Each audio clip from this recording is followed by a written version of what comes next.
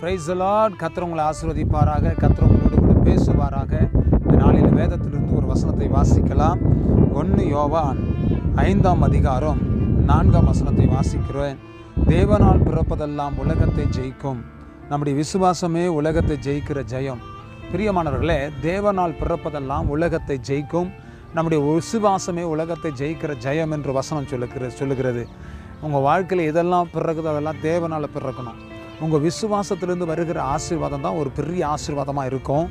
அந்த ஆசீர்வாதத்தை பெற்றுக்கொள்ளும்படி, அந்த ஆசீர்வாதத்தை சுதந்திரித்துக் கொள்ளும்படி தேவனால் பிறக்கிற ஒரு அனுபவம் உங்களுக்குள்ளே உண்டாகட்டும்.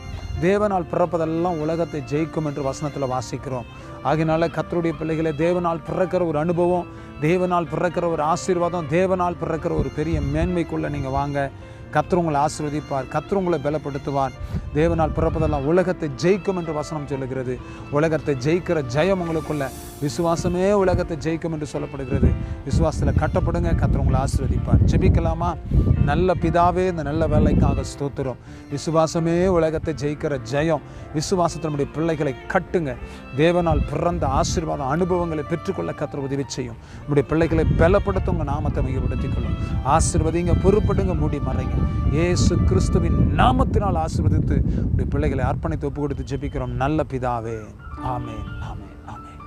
God bless you. கர்த்தர் உங்களை ஆசீர்வதிப்பார்.